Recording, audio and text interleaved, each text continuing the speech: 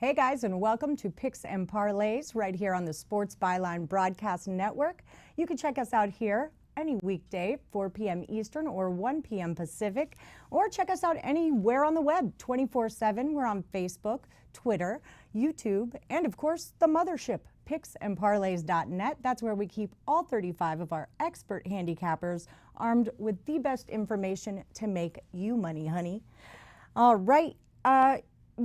Like I said, my name is Allie Burns. You can find me at Plus Money Honey. And today we have got a fantastic show for you. I've got Sean Higgs. He's going to be talking MLB odds and predictions. We're going to follow that up with Damian Sosh. We've got 4 really big, really killer college basketball matchups that you are going to want to be on the right side of. And we'll finish things up with Craig Trapp and his NBA Rapid Fire. Before we get to all that, let me tell you about a little promo code we're doing. It's HOOP15, and it'll save you 15% at checkout. I don't know what to do. Yeah, keep going. Don't stop. And, you know, one of the things I really like about these shows that we do is you get a chance to kind of interview a few of the handicappers that we have without having to spend money on them. And then when you're ready to move up to that next level, start spending some cash to make more cash, you kind of have a good idea of what guy is your guy or girl and who you want to roll with. We have some of the best information in the business. We can guarantee that. And 3 of our best cappers are going to be on the show today.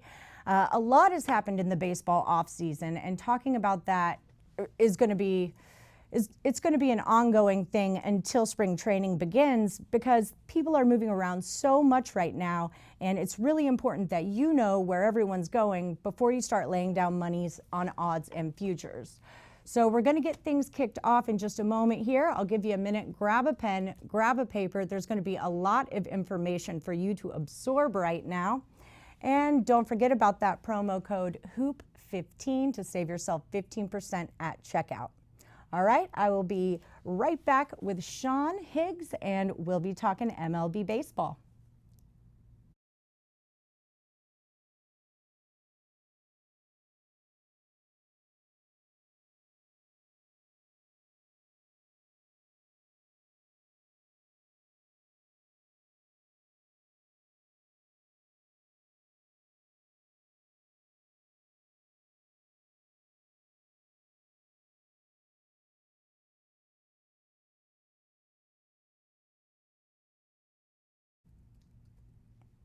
Hey guys, and welcome back.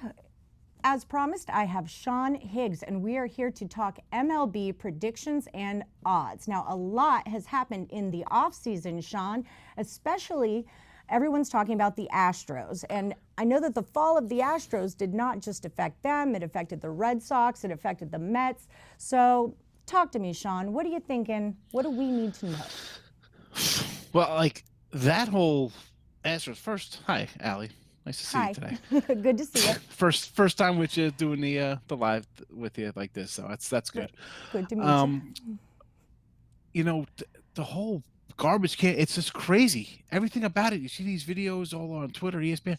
It's just insane. So, I don't know. I mean, how do you even handicap that? How do you even go into that? I don't. I mean, I look at it more. Listen, you lose Garrett Cole, Verlander's 40 years old. That's kind of stuff I look at. You know, right. I mean, how's the pitcher going to hold up? It's going to come down to pitching for them. And speaking of pitching, I mean, Bumgarner out of the Giants. Cole, here we go. You know, he's with the Yanks. Kluber's on Texas. I mean, big names moving. So listen, a lot of numbers going to be crazy. I went to this places by me, Caesars, Will Hill, Borgata, all 3, all different numbers all over the place. I'm sure you have different numbers. Yeah, it changed by the day. Too. Yeah. So listen, it's fun to talk about now. Most people don't like to tie up hundreds of dollars in February that they're not going to get back till maybe November if there's, you know, playoff games or rainouts, whatever the case may be. But there's still money to be made. You know, some of these teams are bad. We got divisions. You know, it's a lot of things to look at. A lot of things to look at here. So where are we going to start? You want to do well, go ahead. I find a lot of value in things like season win totals more than I do betting, you know, future bets on the World Series this early in the season. I could see maybe a pennant bet, but World Series is a little much. So what do you got for me on regular season win totals? Anything you like out there? I do. I got 4 for the show here. I like right off the bat, Orioles 56.5. They're just a bad team. I don't see them improving. Again, that's just a bad team. You're playing the Yankees, who are good. You're playing the Rays, who are a good team. You know, they're projected to win 90 games. Blue Jays are improved, and then you got the Red Sox. Now, they're projected to win 88.5 games. They leave for spring training today or tomorrow. They don't have a manager. Right. That's a team I'm looking to go under their 88.5 wins. And besides the fact he got no manager, Betts could be traded. Who knows what's going on with him? That's a big guy to lose. We're all on Mookie watch right now.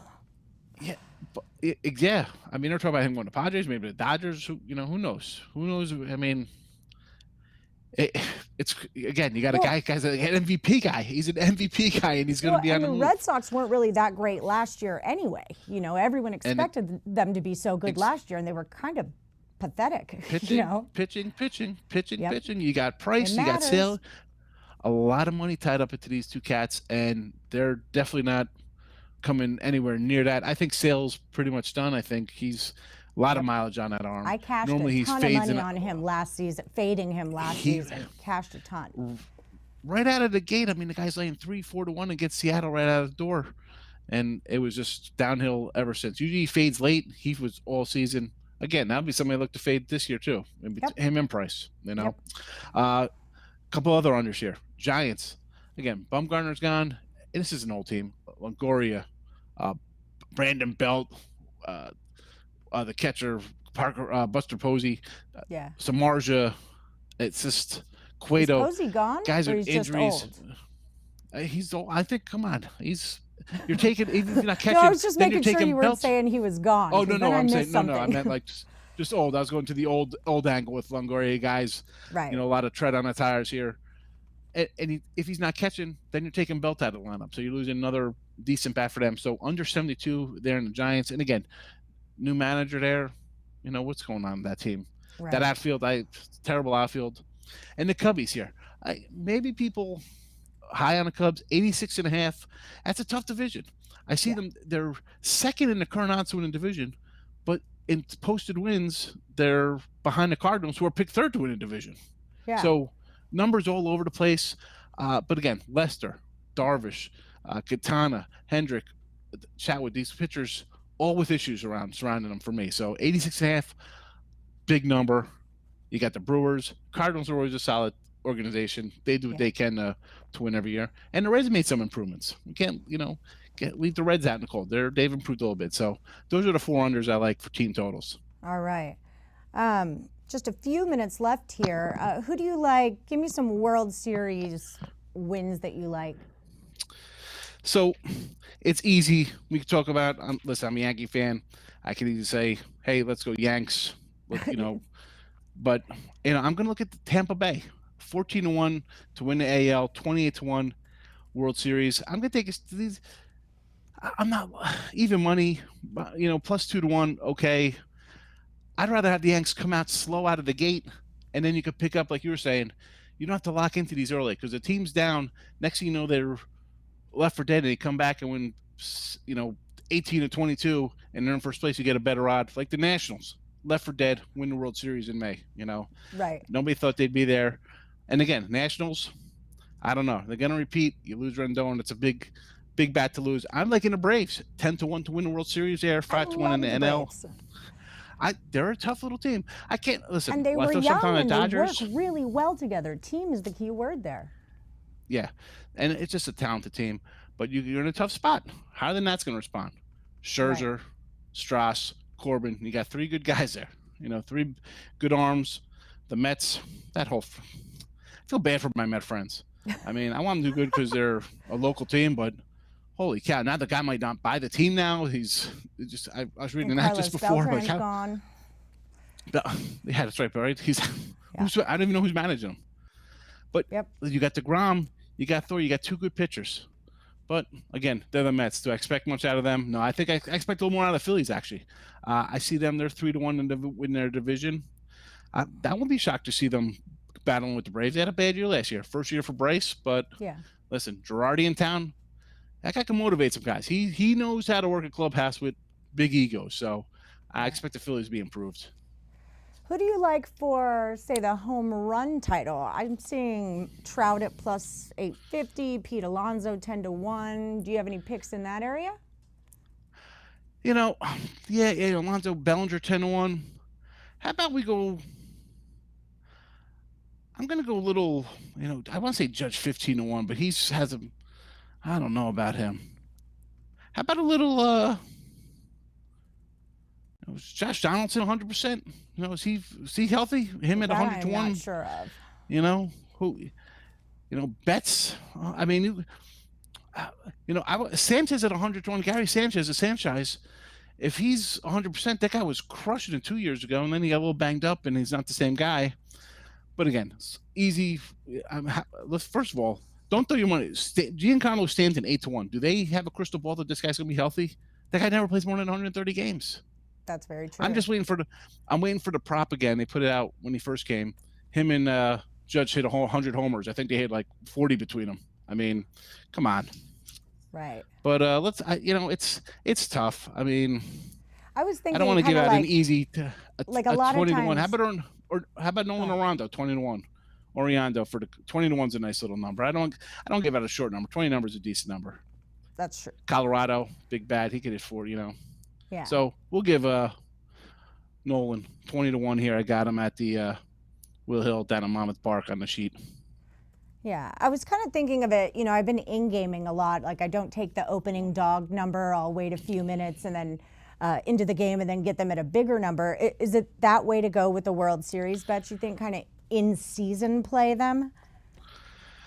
You know what? Listen, after last year with the Nationals, why wouldn't you wait? Why? Right. Guy blow out their arm. I mean, we've seen pitchers go down. And that's... Listen, the Yankees lose, Paxton or Sevy gets hurt again. Yeah. How do those World Series odds change? Injuries are there's a big real trade thing, and they make a huge difference in the game for sure. That does wrap up our time here, Sean. All right, but nice thank chatting. you so much for the picks. Thanks for the advice and the input, and I will see you next time. I'll see you soon. Have a good one. All right, guys. You too. All right, guys. We'll be right back with Damian Sosh talking college basketball for you.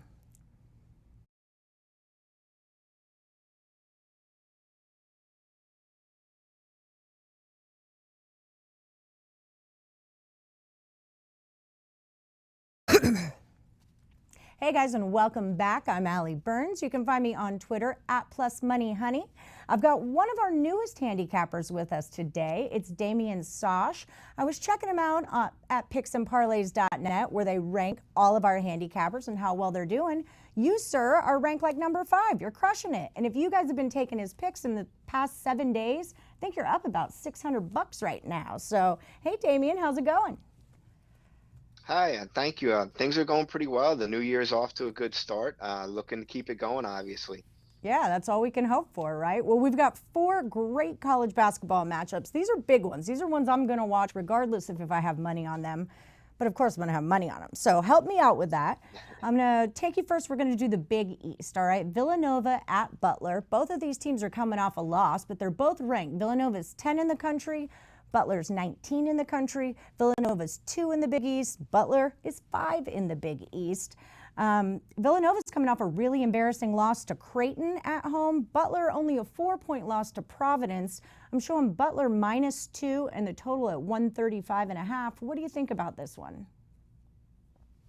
Yeah, looking into this game, I think it's going to be a really, really close game. It should be very good, very entertaining. As you mentioned, Villanova losing to Creighton, kind of embarrassed, 76-61 at home. Shot the ball very poorly in that game. It's kind of unusual for Villanova because they're very good at executing their offense. They don't really they play at a slow pace, but they do have 5 players averaging double figures. So I was a little surprised to see just how poorly they shot the ball in that game. This Villanova team, though, it's not as deep as in years past for Jay Wright. Typically, during Villanova's title runs, Jay Wright, he went routinely 8-9 deep. This team only has 7 guys really that average 10 or more minutes per game. So fatigue's an issue. If guys get into foul trouble, it's definitely going to be an issue for this Villanova team.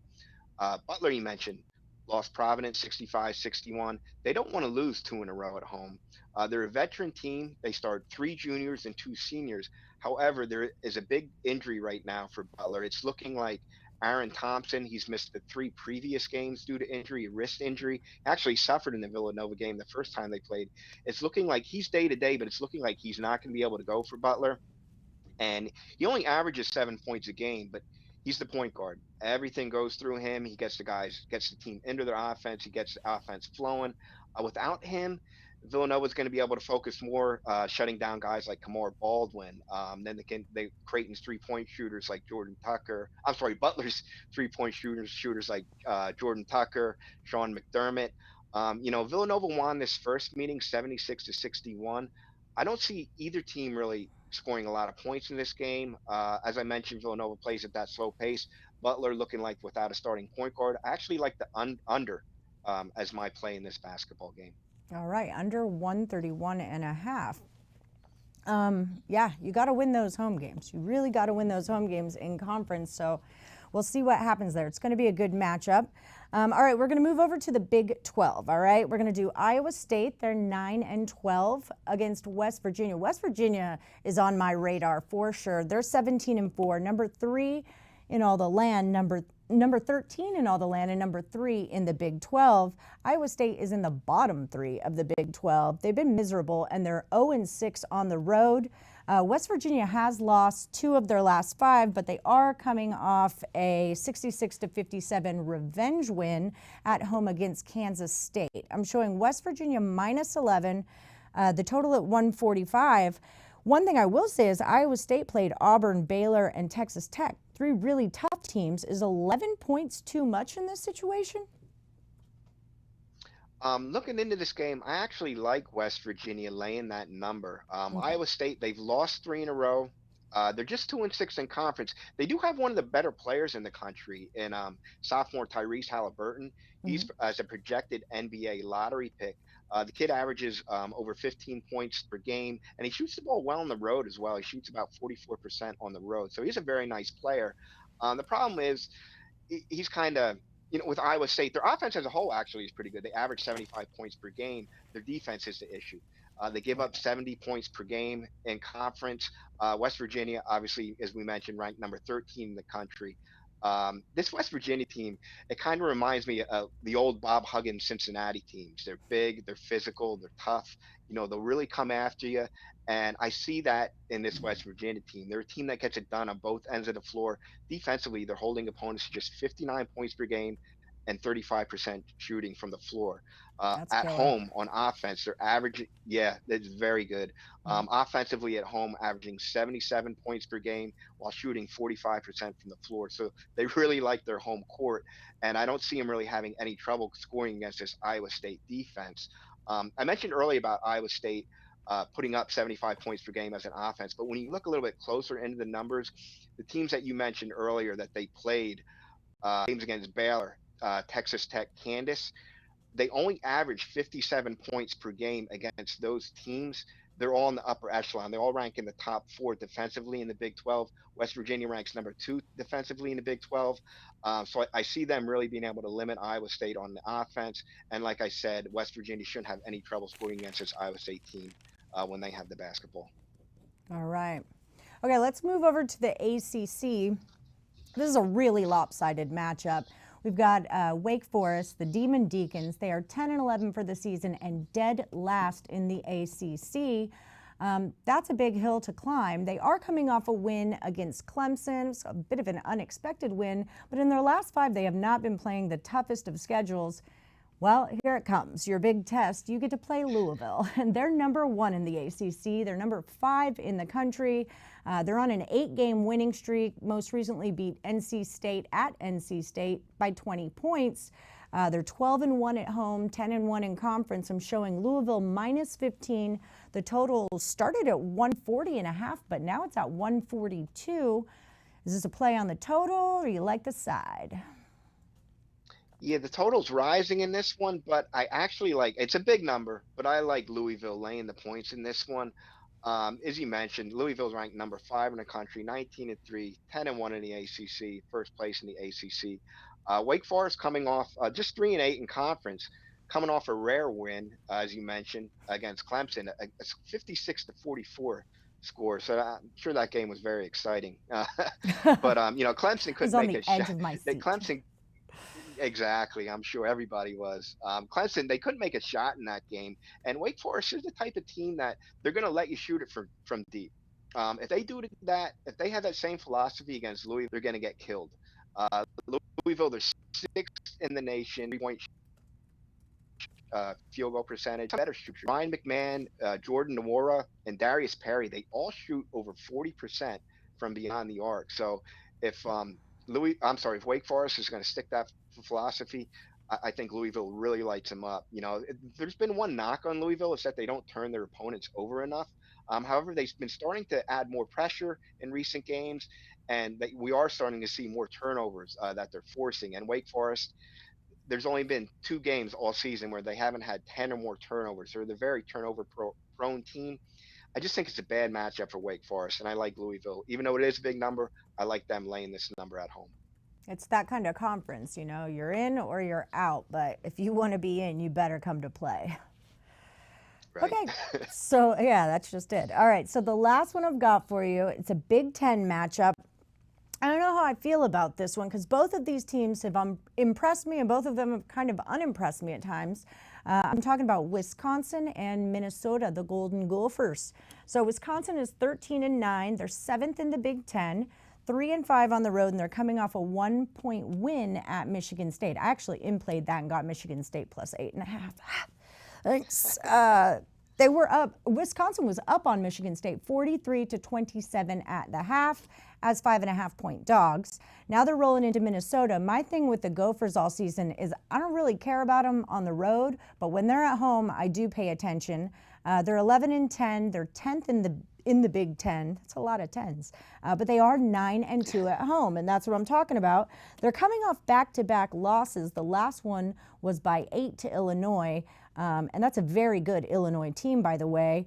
This is a team I really do love to play as a dog, but here they're a home favorite, -2.5 to -3. Total was at 126, and it went down 2 to 124. How do you feel about it? Yeah, the Big Ten conference seems like a conference that it's almost impossible to win on the road for a lot of teams, and I do like Minnesota at home laying this number. You mentioned Wisconsin coming off the upset win over Michigan State. What made that impressive is they did it with only 7 scholarship players. Brad Davison, he was suspended by the Big Ten for a flagrant foul that he committed, I guess, in the game previous. And they also did it without Kobe King. He's actually their second leading scorer, averaging nearly 13 points per game. He decided to leave the program. Oh, wow. Minnesota, yeah. So that was definitely a big blow. So that's what made that win against Michigan State all the more surprising. Minnesota coming in now, they've lost 2 in a row and 3 of 4. And you mentioned Illinois, very good team that they lost to by 8 points. Daniel Otero, though, he's having quite the season for Minnesota, averaging 20 points per game along with 11 rebounds per game. The Gophers, they're really desperate for a win, they're at home. It's a tough spot for Wisconsin. They're able to overcome all the adversity against Michigan State. They're going to get Davison back, but I think the blow, losing King, the second leading scorer at this point in the season, now you got to go on the road at Minnesota, team desperate for a win. I like Minnesota here laying the points at home. I think it's a tough spot for Wisconsin. Yeah, Richard Pitino has really done some amazing things with that team. He's really put them on the map in the past few years. All right, Damian, well, that just about wraps it up. Thanks for the picks. I plan on making some money with them tomorrow. All right, we'll see you next time. Thank you, me and you both. Cheers. All right, we'll see you next time, Damian, and we'll be right back with the NBA Rapid Fire with Craig Trapp.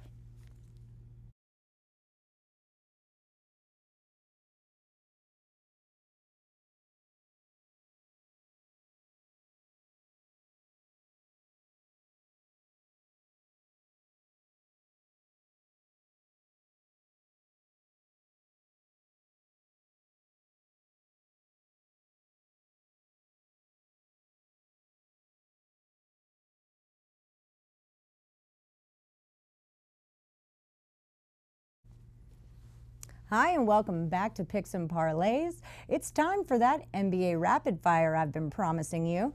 With me as usual, I have El Jefe, the head honcho, Count Trappula. It is Craig Trapp. Craig, how's it going, man? Excited. These are the times of the year where you got to start building your bankroll. You're in between the Super Bowl and in between the next big event, March Madness. And man, you need a big bankroll because March Madness is not just one game. You have multiple games, 50 plus games. Well, that's just the week of the March Madness, and the week before, another 100. So big time to build the bankroll, and I like these NBA games for Wednesday. All right. Okay, well, let's get started then. We'll start out with the Pacers and the Raptors, all right? The Pacers, 31-19, 27-21 against the spread. They're on a 2-game losing streak, and both of those games were at home. First the Knicks and then the Mavericks. And they're 13-12 on the road. So I'm not loving that, and I'm really not loving that they're going to face your beloved Raptors at home, the scariest place to play Toronto. Raptors are 36-14. They're 29-21 against the spread, and they are on an 11-game win streak. That's no joke, people. Look it up. I averaged their win margin in the last 5 games, and they're averaging 13 points more when they beat somebody. And here we're going to find them only -6. What do you think about this? The total's at 216. Well, I don't like the way this Pacers team has been playing. That loss at home to Dallas without Luka, it was a pretty disappointing loss. Also, Victor Oladipo's back now finally, which they've been kind of holding on all season. You get back your superstar, and then you kind of lay an egg there. The loss, obviously, to New York was just as bad the game before that. Who loses to New York? Right, and then their one win, but in their last 4 was against the struggling Chicago Bulls team in overtime. So I have to take the Raptors here -6. Toronto at home is like it's money. It's almost free money. I'm not saying it's free money. Don't go get crazy here, but I really like the Toronto Raptors. It's probably gonna be my best play tomorrow. So you're getting it for free here. Toronto Raptors -6. I just think the Toronto at home, they're finally getting healthy. I don't know what this team really needs in a trade, but I think they're probably going to be active at the trade deadline because you look at this team, they're clearly, in my opinion, the second best team in the East behind Milwaukee. And we saw what happened last year. If you have the home court edge, both in the, last year Milwaukee got beat by the Sixers, so that could happen again. Yep, absolutely. Okay, so now we're going to move to the Hawks and the Timberwolves. I am not thrilled about this matchup, I'm going to be honest. So I'm going to need your pick so I have some betting interest on it so I can watch this game. So the Hawks are a piss poor 13-38. They have a lot of injuries, most notably Cam Reddish is out. He's out for tonight at least. We'll see if he's out for tomorrow. DeAndre Hunter is day-to-day. He's a big one as well. They have lost their last 2 at Dallas and versus the Celtics, and they're a pitiful 5-21 on the road. T-Wolves are 15-34, and they have lost, are you ready? 12 games in a row, okay? 12. You're freaking professionals, gentlemen, all right? Pull it together, jeez. They have been playing some tough teams, but this is a little bit outrageous. They're only 6-18 at home, so what am I missing? Why are the Timberwolves a 6-point favorite? Is it because it's like unheard of to lose 13 in a row? No, that's not the case. I mean, the Hawks, obviously, day-to-day is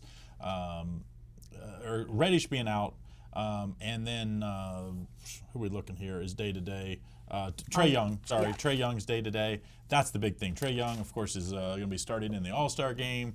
He's their superstar. He needs to go for 50. When they win, he's getting 40+, and 50, I think, was the Kobe tribute game where he wore the number 8. I like the over here. I just think you don't overthink this game. I just don't like the Timberwolves. Like you said, they've lost all these in a row. Hawks haven't been a whole lot better. Hawks have given up an average of over 120. They've given up 123, 123, 117, and 130 in their last 4 games. So they're giving up over 120. I think the Timberwolves easily get 120 in this one. Timberwolves are not a whole lot better. They've given up 113, 118, 133, 113, 131. So this is a team that gives up points in bunches. I think Trae Young will play here. I expect this line actually to come down to in that 4 to 4.5 range. So I think that'd be more where you probably thought it should be. Right. Once Trae Young has announced that he's definitely going to play, I think that'll move. But either way, I like the over 236 here. I think the Timberwolves roll and break that win, but I think it's the over that's the better play. Yeah, I like that too because, I mean, both of them are clearly in need of a win. And you know how you win basketball games? You make baskets. Well, that's Karl-Anthony how you Towns win. also is, he got the All-Star snub, and he's, kind of been poo-pooing about that. So this is his chance to prove a little bit that he's against a All-Star starter, that he's worth it, and I think he'll put up a big game tonight.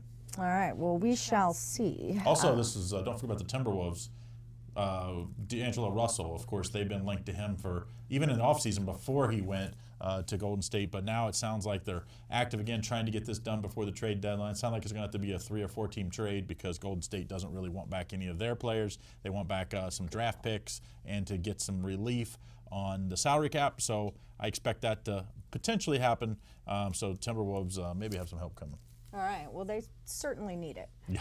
Certainly, ASAP.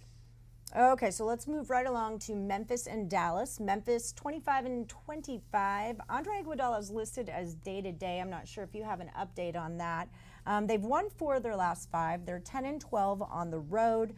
And they're meeting Dallas at a pretty opportune time because Luka is out, as we all know, probably for, the rest of the month pretty much, right? Well, it's he's out probably for middle of February at the worst. There we go. So he'll be gone a while. Well, I think they're going to play that pretty safe here. Obviously, he's 19 years old. So. Yeah, and there's that. Yeah.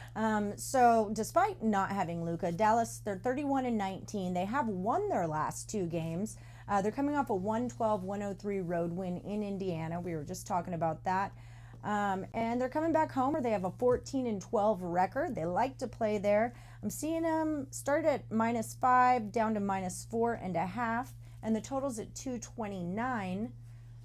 How we gonna handle this one, Craig? Well, of course, the Mavs or Grizzlies are in the news for sometimes the wrong reasons. Right now, Andre Iguodala, of course, has been sitting out the whole season. He wants them to buy him out. They want to try to trade. Teams are, waiting to, who knows if he'll get moved.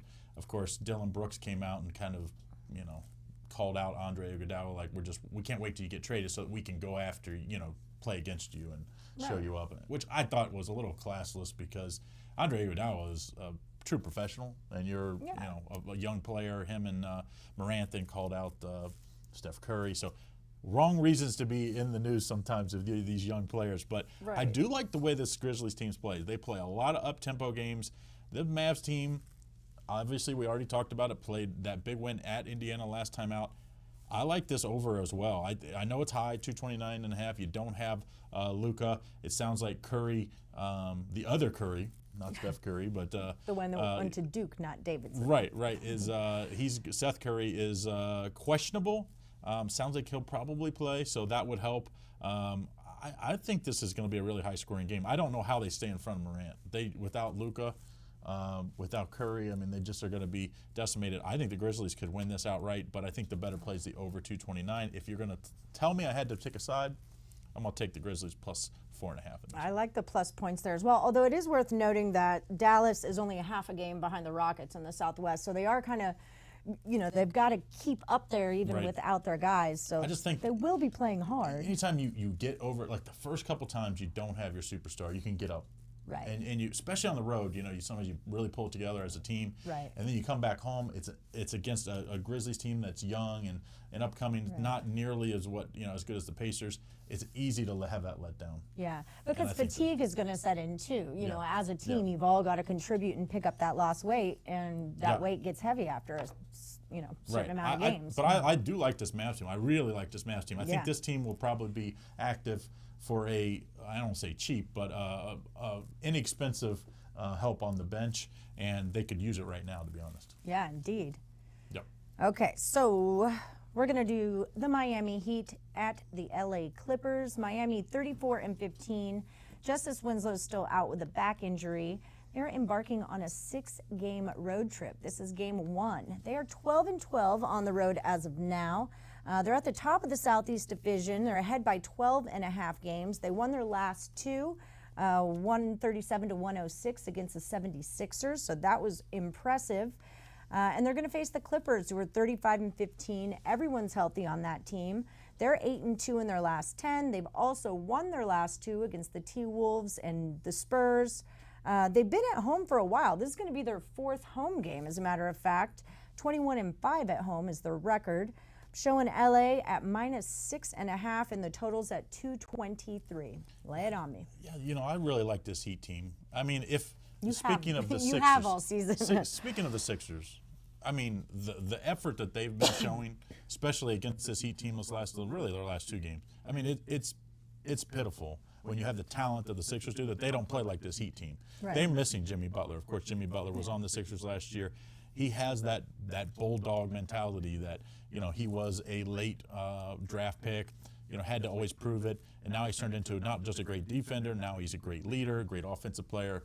I love Jimmy Butler. He's a lot like Kawhi Leonard. He's like a poor man's Kawhi Leonard, I think. Well, I don't know if he's poor man because he's a max contract guy now, right. So he's not poor as far as dollars, but he doesn't have the respect because Kawhi has 2 rings and considered maybe the best or second, third best player in the league. I like the upset here. I think I would take a little money line here. I'd take the 6.5 points, probably what I call a 75-25 split. So I would do 75% with the plus 6.5 in the Miami Heat, and I would play 25% on the money line here. I just think the Miami Heat have continued to play well. I love their rookie hero too. I think, unfortunately, it sounds like if they want to get help, which they need, I think you know, big man help sounds like maybe even Clint Capella, that they might have to give up Hero to get him. So that would be questionable, but I do like the way he's playing right now. I like this Heat team. Let's take the Heat here. All right, the Heat is on. Okay, so let's talk real quick. We've got a few minutes left. 2 games that I couldn't find any lines on. They're not out yet. Yep. So we're going to talk Orlando and the Celtics. The Magic are 22 and 28. They're on a 5. They were on a 5-game losing streak before they just won in Charlotte. They're 9 and 16 on the road. All their players are healthy. So I'm not exactly sure what's going on with the Magic because I really kind of liked them for a moment in the season, and then it feels like they went back downhill again. They're going to be at the Garden in Boston. 35 and 15 are the Celtics. They've won their last 4 despite being without Kemba Walker. Jason Tatum is crushing it. He continues to dominate. Who do you like in this one? Well, just quickly, I know we're running out of time here, but I like the Celtics team. I expect the line to be about 7 points. I like the Celtics. Like you said, Jason Tatum, Jaylen Brown, great, you know, what I would call the Robins. They're, you know, the Batman is Kemba Walker. Right. These guys are great number 2s. I love the way they're playing. They have a ton of depth, so even if Kemba's not out, I still like this Celtics team. Brad Stevens, lay the points here with the Celtics. I think it's going to be between 5 and 7. I'd still like it even up to 7. Lay the points with the Celtics up to 7. All right, well, I like it.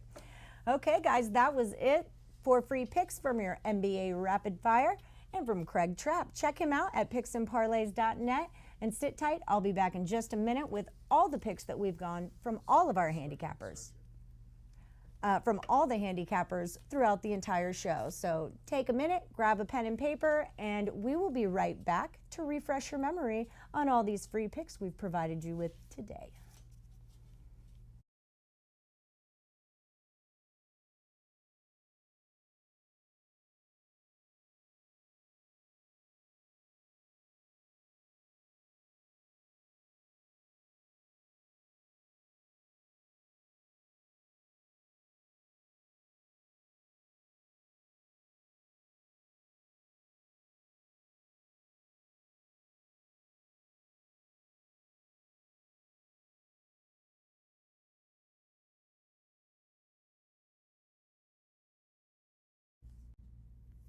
All right, guys, welcome back. I hope you got your pen and paper handy. We're going to recap all of those free picks from throughout the episode.